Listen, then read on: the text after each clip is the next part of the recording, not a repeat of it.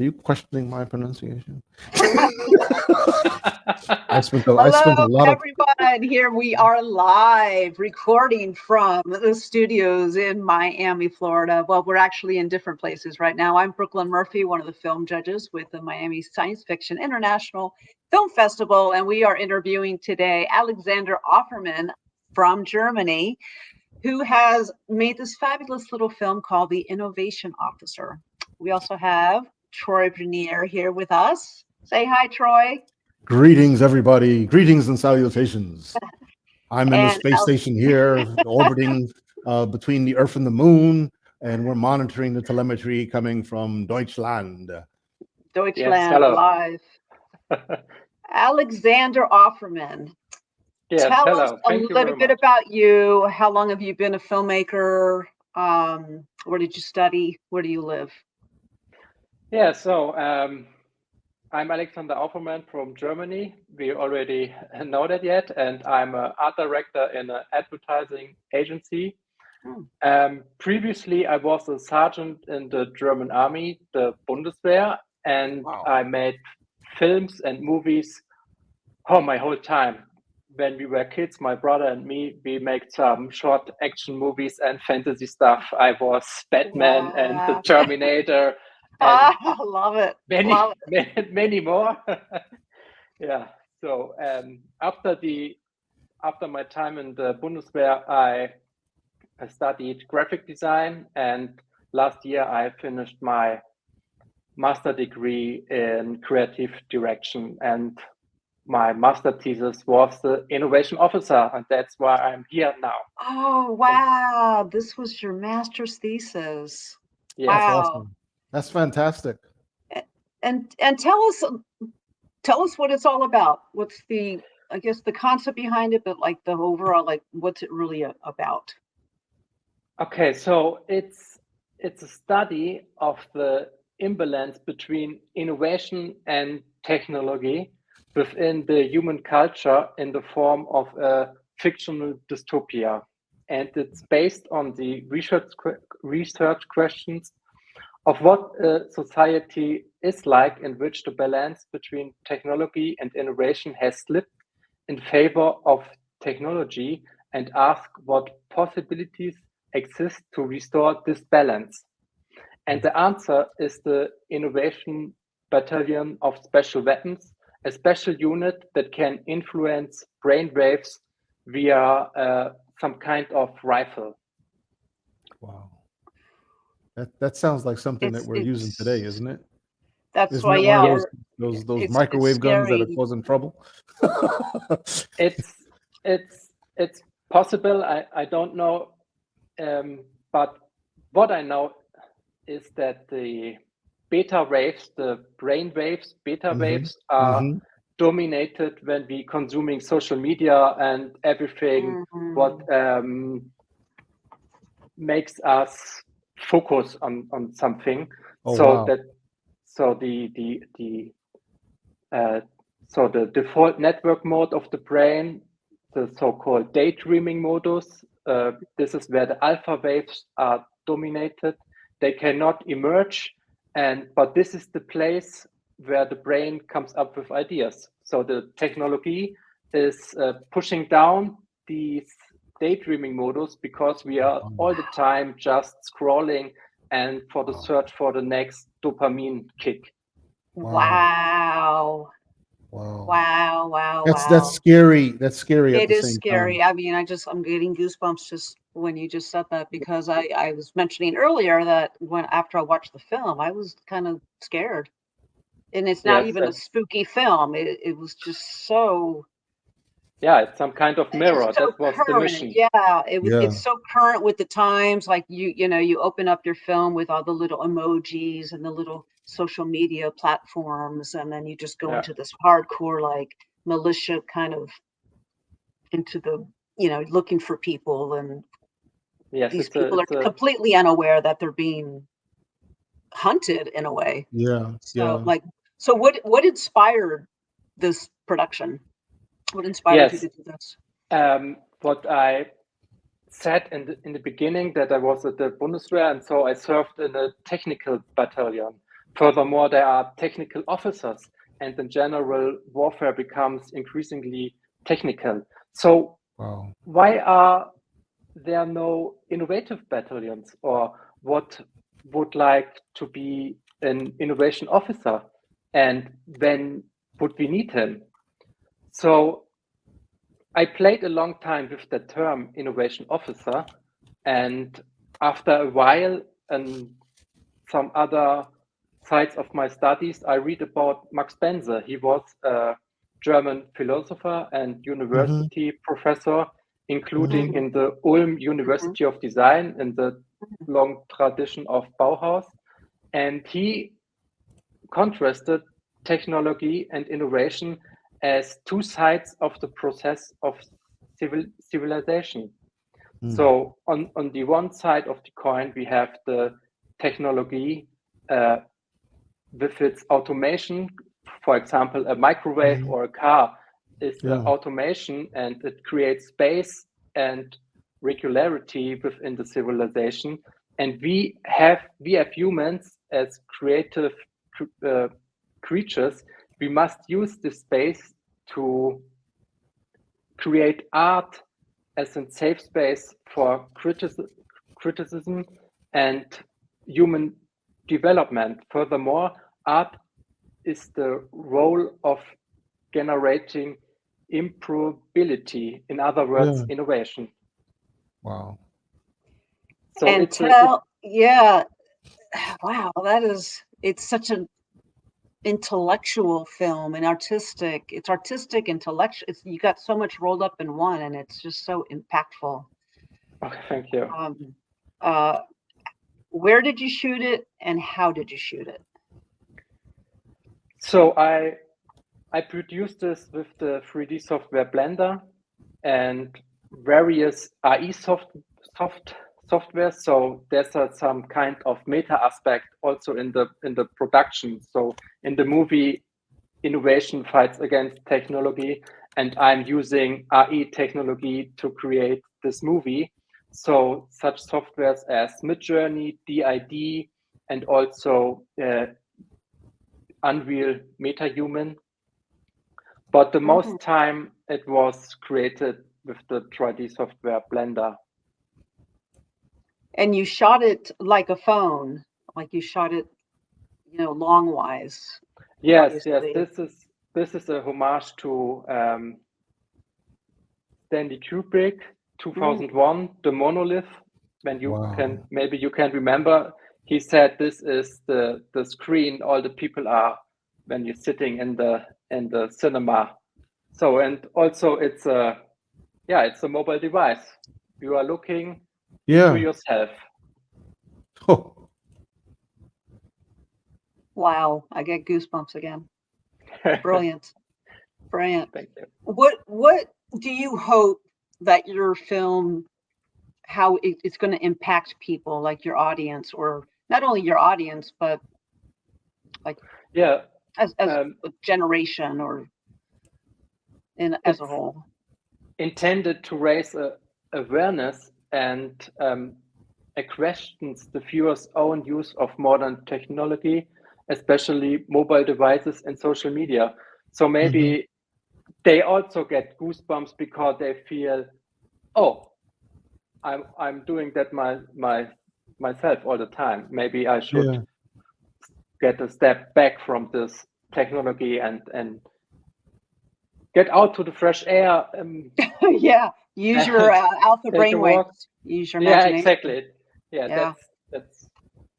Yeah. Do you find that the younger generation are less creative now because, like you were saying, they're not aware of their alpha stage because they're so buried in their phone?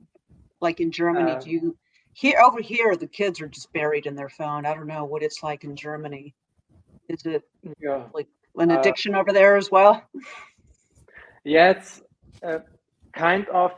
I'm working a lot with younger people. Art students are coming to me in my agency, and they make an internship. But they are really clever also today, but they don't have these. They can't follow such long things like a 2-hour movie anymore because they are Wow. they are Short attention already span. yes Yeah. they are already influenced by this, and we are Well, just talked about that and on Friday. I need to ask questions. Yeah, go, I need to go ask for it. questions. So what age is this greatest, this driver to prevent someone from focusing? At what age does that start? Immediately, if you give it to a baby, or is it intermittent? Or if I let them play with it just a little bit and then take it away, when is it? Yeah, good When question. does it What happen? age does that? And Yeah. is this reversible? Is it reversible based on the age? If they do it too soon, does that mean that they can't focus anymore? Or Yes, is it because, or if you take it away, are they able to focus later on? yeah. Well, I'm not a brain expert, but I think I will come from the other side. So I think it's important for young humans to climb on a tree and fall down, because that is what the brain needs to learn where is the end of my body, where starts the tree, what is it to fall down. So this is an stage of development. This is a short period of time, because the brain is such liquid and gets more and more crystal even older you get. And so when I go back to the question you asked, it's maybe possible that we have some irreversible damage. Condition. Consequences, yeah. So I think what you're saying, Alexander, is that there's a period of time where the human body, where the human brain is exploring its limitations, its physical limitations. Yes. You know, in other words, if something on my table falls, I have the ability to catch it before it hits the ground. Yeah. And I don't even have to look at it. I don't even have to look at it. So that's part of whatever system that's involved in my reflexes. And this happens when you're driving. When you're driving a car, you know the limitations around the car, even without you being the car.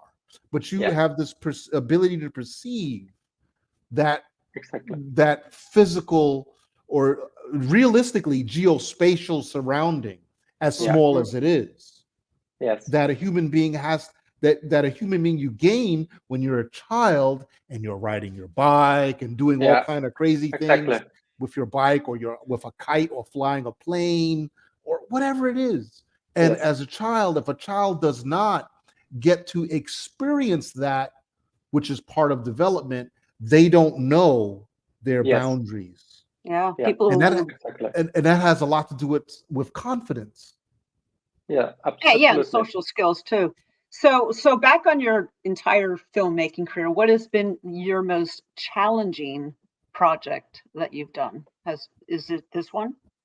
Yes, I have really to say that is really this one, because I made this in a period of time of 6 months, and I was full-time working next to it. Wow. So it was really just possible to, how can I say this one? I have to become an elite innovation officer myself.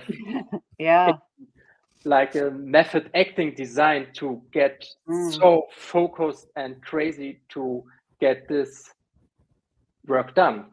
So it was really challenging for me, and I'm really proud of it. So just you did the editing, the everything, like I did everything. One man show. Wow. Impressive. Let me ask you a couple of questions, if I may.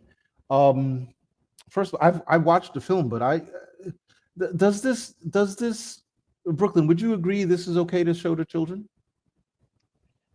They're not going to get it. Children won't get it. What about their parents? Their parents. Their parents will get it. Hopefully, they'll understand what's going on. I think it's a good, like for high school kids, 13, 14-year-olds, and college kids. The that reason are why so I asked, engrossed in that social the film media is world. currently the film is currently programmed for Sunday morning, the Sunday morning schedule. But I'm wondering if it should be in a Saturday morning schedule where we would potentially have younger people and families. It's parents. Yeah, like little kids aren't going to get it. Right, but Because the parents might lift them. their parents might, but the kids aren't going to get it. Right. I mean, it's so artistic. It's so impactful and unique, and it's intense. It's an intense okay. film. We'll have a further conversation about it. My second question was, are you familiar with the Berlin Sci-Fi Festival? Yes, I heard about it. Okay, because they would. This is definitely in their category as well. They would love that. Yeah. How has the Berlin guys? Have you been in other festivals or shown it? How have people received your film? Also, this is actually the first festival my film is going to show up. World premiere. Wow, world premiere, innovation officer. That's awesome. That's awesome. We're so honored. Lucky us. Wow. So maybe there will upcoming some other festivals. I'm still in the process. So we will see. Hopefully there come more. Absolutely. Do you have a favorite part of your own film? Do you have a favorite scene or a favorite, I don't know, any part from of it? From my movie? Yeah. Do you have a favorite part of it? Yes, I guess when the officer falls into the water, I really like the transition between the screaming underwater and the screaming in the social media sequence afterwards.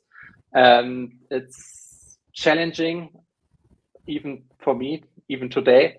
And when he is out of the water, he's in this kind of museum with this skeleton whale above him, with some kind of symbolic for me for living creatures, and he's sitting there unmasked, the weapons down, the water is falling. Water plays a huge role in this movie.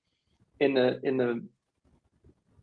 the backstage, I guess you feel everywhere's water, and then he sits besides these waterfalls, and then comes the next mission, and it's I didn't pick up on that. The water, the water did impact me. I'm just like, this is interesting. Such a contrast of like the guns and the people and the social media, and then you have like this cleansing, like I don't know, like a transition. It was, wow, impressive. Yeah, very. So, how do you view the evolution of film and storytelling with these new technologies and platforms?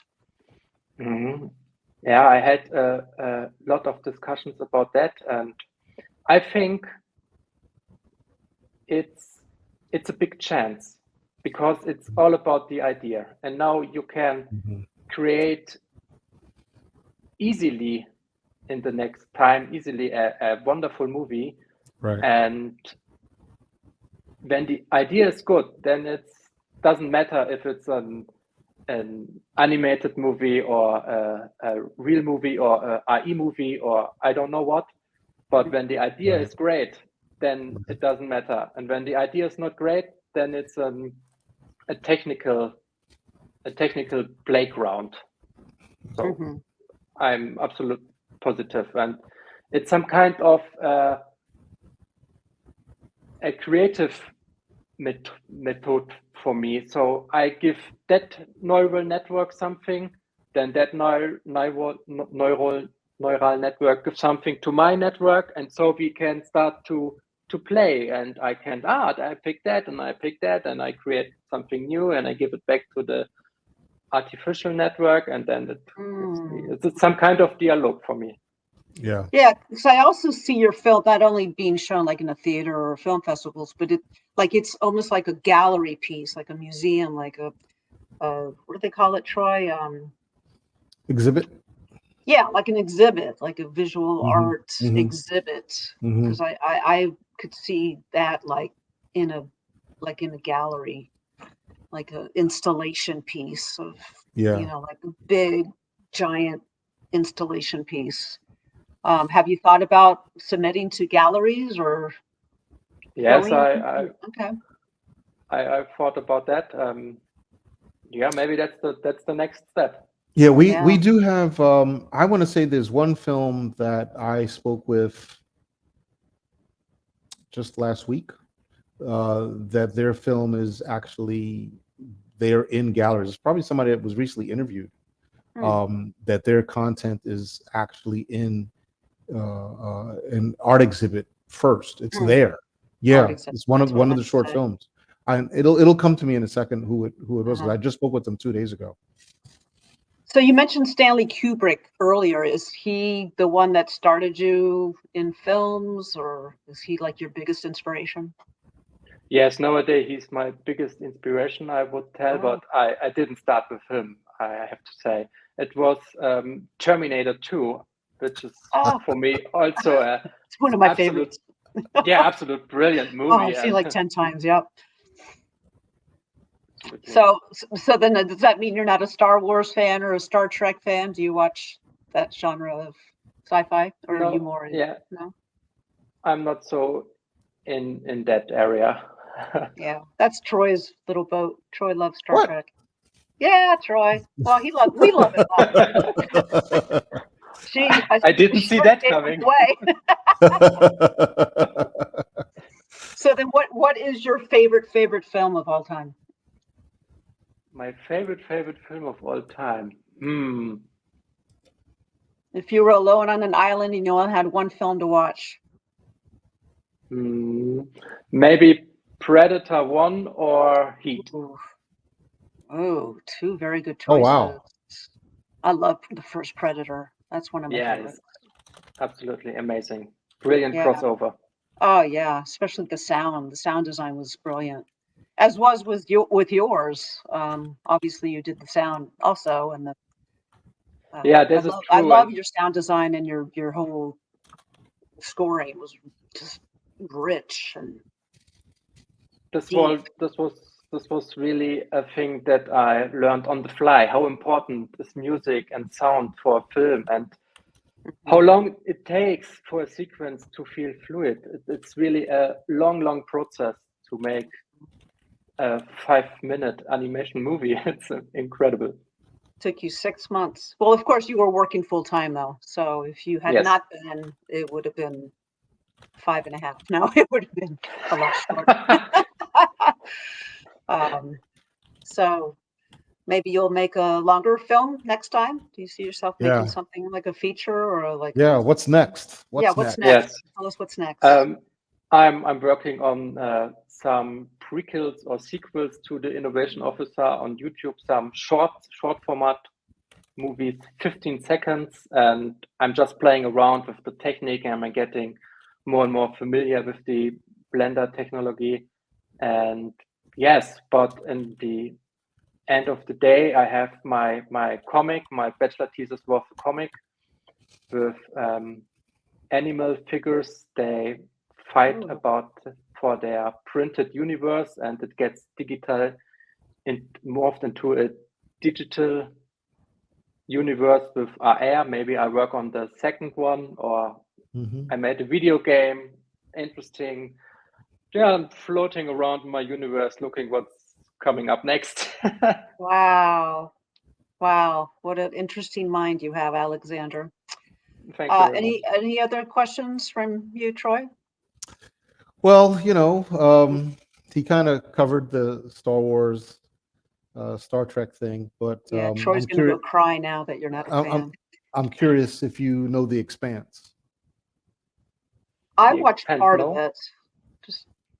Okay. It's on it's on Amazon. Yeah, highly. That's why I haven't seen it. Yeah. When you're not attending the festival physically, but we're gonna probably show some clips from it, and during the virtual festival, we'll show some clips on the Discord channel. So make sure you're on the Discord channel. Yes, awesome. I will there. Yeah, I see Alexander right there. Auffermann. Awesome. No, Awesome. thanks so much. Thank you so much Thank for making Thank you very much. wonderful We're so film. honored. And, Yes, and we're we honored are. that you're joining us. Thank you. Thank you very much. It was an honor for me.